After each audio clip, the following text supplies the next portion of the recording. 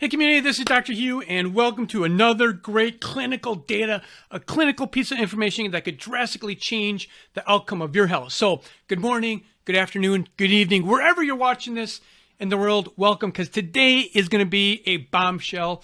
I've been studying and come up with this very, very simple protocol that could revolutionize your health.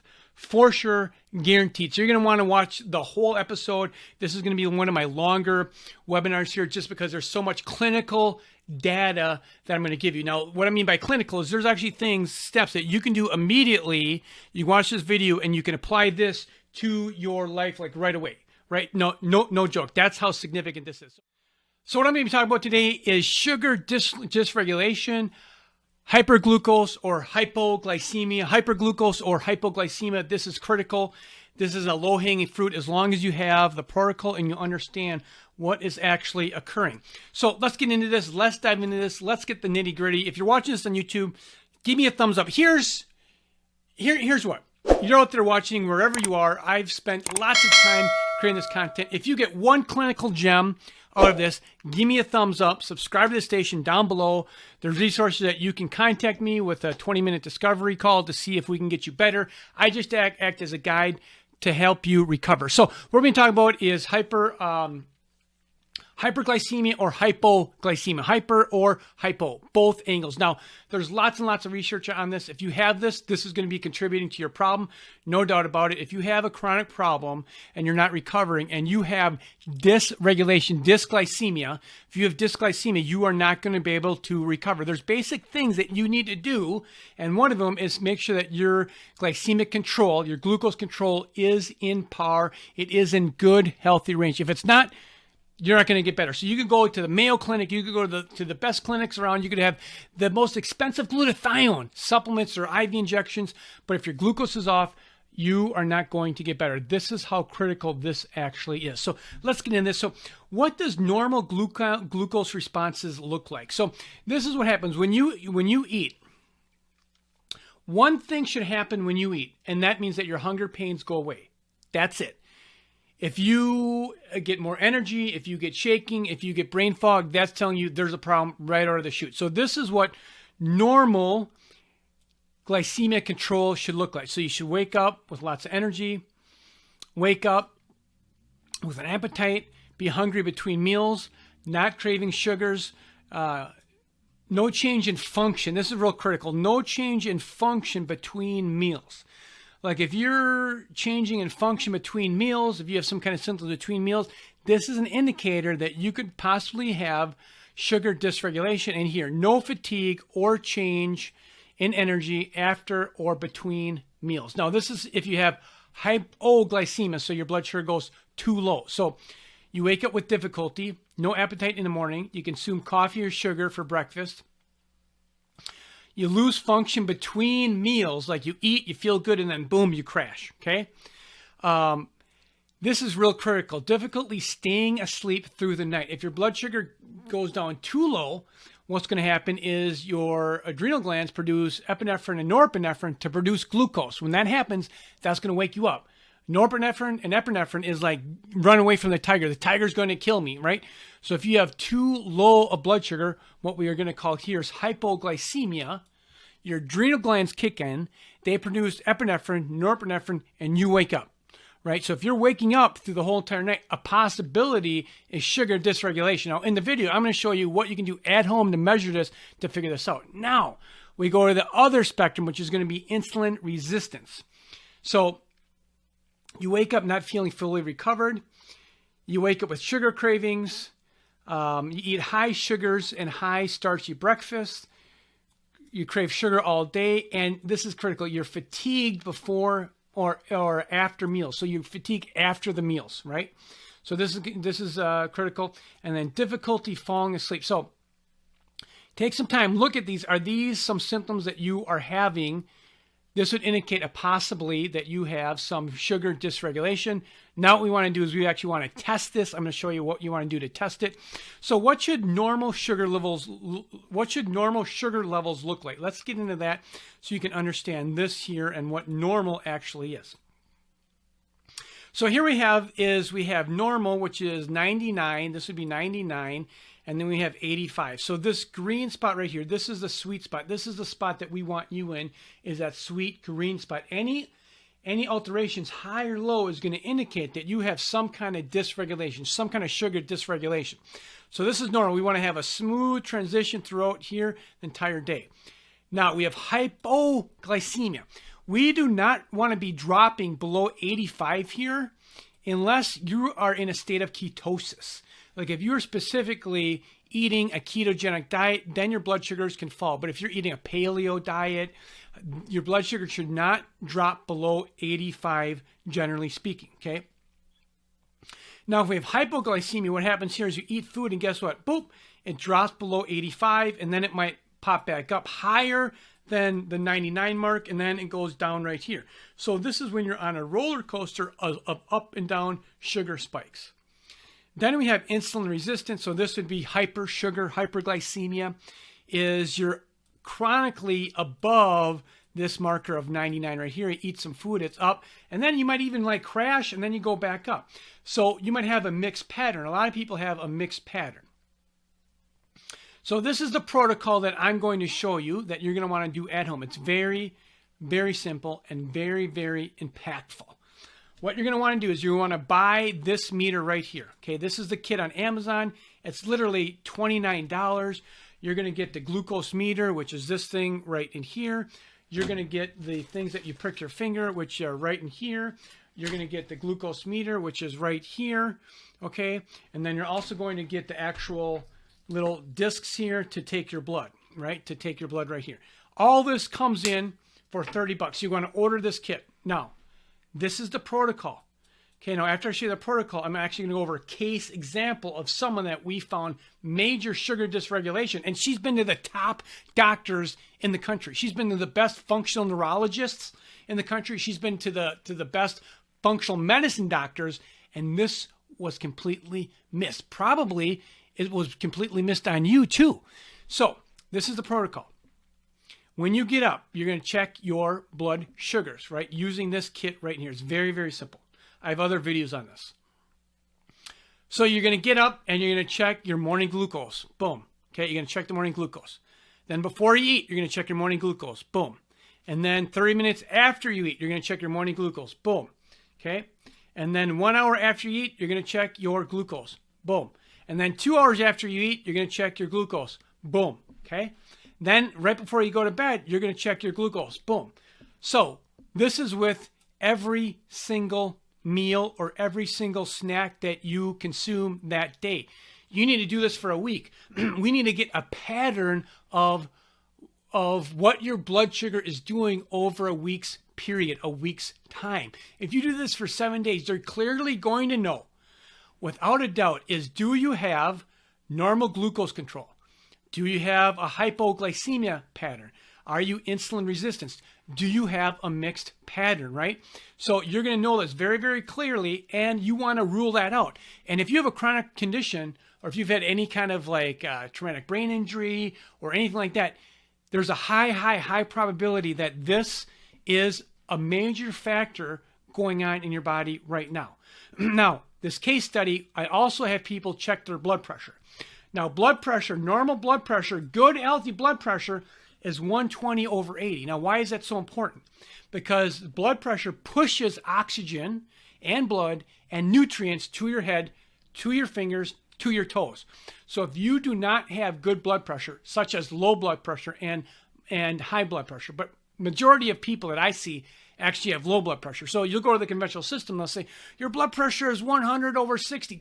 Hooray, hooray. No, it's not like that. Too low isn't enough pressure to push oxygen and blood to your tissue. It's called perfusion. You have poor perfusion. Now, if you have poor mitochondria status, and so an example, you have poor mitochondria. So if you have any chronic problem at all, you have poor mitochondria. Plus you have hypo and hyper sugar dysregulation. On top of that, you have suboptimal low blood pressure. That is disastrous. And you know what? You can go to doctor, and I've had patients that have done that. They come to me, and we look at the foundation. We look at you as a human being, right? and we see what's going on and figure out what's happening with you and get these details. Okay, so let's go on to this clinical case. Now, if you watch this video, give me a thumbs up, subscribe to the station. You want to be in exchange. This is clinical gems I'm dropping on you. So let's go over what you're looking at right here. So this is the date. Okay, so June 27th, June 28th, the 29th, the 30th, July 1st, July 2nd, July 3rd. Okay, so it goes up to the July 3rd. So we have 1, 2, 3, 4, 5, 6, 7 dates. Now, what I'm going to do, I'm going to blow this up just so you see that she took her markers for 7 days. So she did the protocol, and you're actually going to be shocked on what we actually found here. So to give you an orientation on what you're looking at. So this is a day, right? Day. Then right here, these are the times that she took her different readings, is right in here. All right. So let's blow this up, and we're going to just start with one column right down there. But let me blow it up, because if you're watching this on an iPad or something or your phone, it's going to be kind of hard. So I want to make sure that you can see this.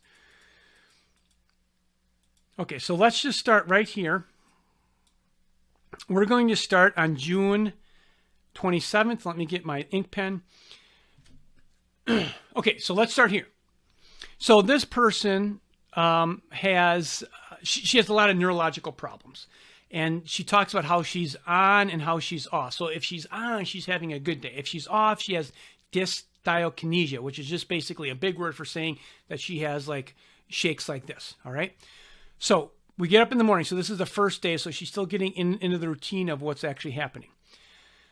So the first day, she takes a bunch of different variety of supplements. So she takes amino acids. She's switching on. So at 9 a.m., actually, let's see if I can move this thing right here. I can't move that. So at 9:25, her glucose is 26, right? 20, or I'm sorry, not 26, 96. Then she eats right here. So this is what she eats. Then at 9:45, she takes her blood pressure. Check this out. What's this blood pressure right here? 113/60. What did I say is normal? 120/80. Right? So this is a huge problem. She has low blood pressure, not just a little bit of low blood pressure, significant amounts of low blood pressure. 10 a.m., glucose is 100. Okay? Let's move this up a little bit. Okay, glucose is 100 here. Then right here, glucose is 108, 104. She says dysglycemia is here starting to happen. Let's put some food in her system. She checks her blood pressure again. What do we see with this blood pressure here? 99/55. 99/55. There is no blood pressure going on. No one checked her blood pressure. No one's like, we need to look at your blood pressure. And she's been to lots of different doctors, right? Okay. Then this is what she eats right in here. At 1:20, 2 o'clock, glucose is 113. Let's move this up. Glucose, 107. Glucose, now look at this. What's happening here? See what's happening right here? This is what she had, MCT oil with hummus at 4:15. 30 minutes later, glucose is 126, right? You're really starting to see some dysglycemia patterns here. Here again, 6:55. Blood pressure right in here. What do we see with this this glucose right here? 146. This is way too high. I don't want to see episodes. I want everyone to be less than 130, and I like to see blood sugar not going over 120. Right. So right now, this is telling us that there's problems. Now look at this. Glucose is 175. That's at 8:40 p.m. 175. So she started off at 79 and she went off to 175. That's one day. That's almost a 100-point spike. This is bad news, right? So this is at 8:40, and then right here we got an hour later. It's 131. Still high, right? Still high. Still way too high. Let's go to this date right here, June 28th. Blood pressure. Blood pressure is 103/60, glucose 113. Now I'm going to go a little faster because you see what's happening right here. All right. Okay. Blood pressure still way too low, 103/60, too low. Glucose 113, glucose 110, Blood pressure, okay, that's a little bit better. Glucose, 143. So if she eats anything, her glucose spikes up really high. I want to see this less than 120. Blood pressure, glucose, 147. Glucose, 127 at 3:30, 5:05. Glucose, 131. Glucose at 7:25 p.m., 121.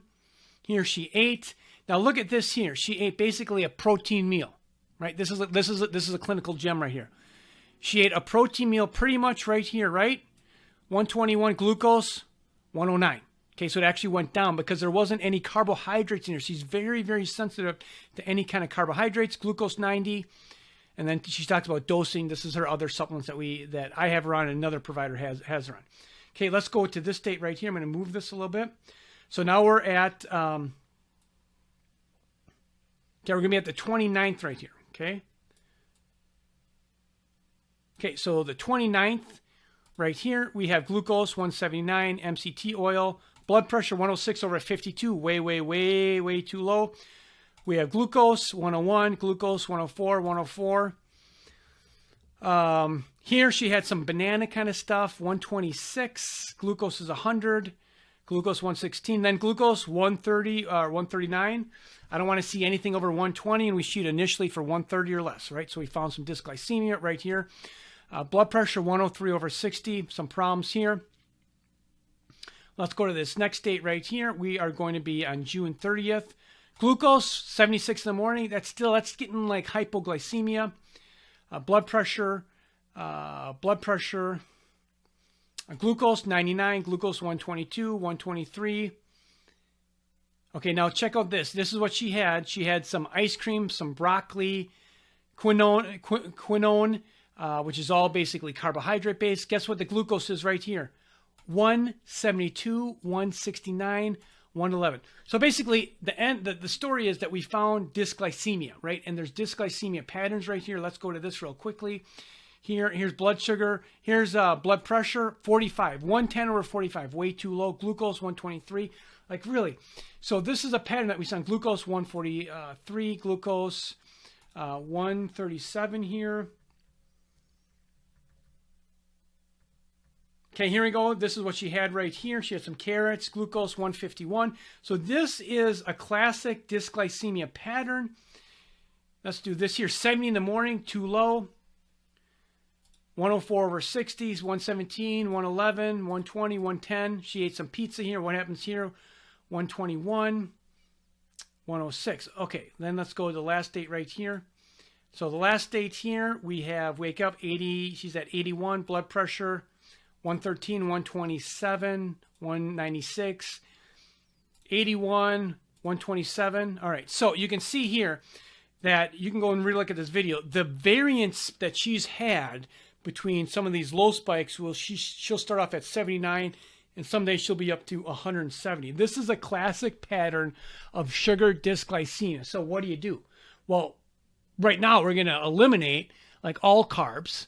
I'm not going to have her do a ketogenic diet quite yet, but I'm going to eliminate carbs. I'm going to increase fiber because fiber has been shown to slow down the glucose absorption in your body. We'll take these readings and we'll go from there. We'll see what we've changed. Is that going to be enough to move her needle so we get a nice narrow scope of like 80 to 120 in that range day in and day out? 80 to 120, 80 to 120, 80 to 120. Now, when I talk 80 to 120, I'm not talking blood pressure. I'm talking glucose levels. 80 to 120, low level 80, 85 to 120. We want that sweet spot. Now, blood pressure, she also has a blood pressure problem, so we're handling that right now. So anyway, I hope you got some clinical data on this. This is very simple that you can do at home. Now, you're going to be checking your glucose, maybe like, you might be pricking your finger 15, 18 times in one day for 7 days, but you'll know, and it's very affordable to do that. So hope you got some clinical data, some clinical gems, and remember, is where there's help, there's hope. Take care. Bye-bye.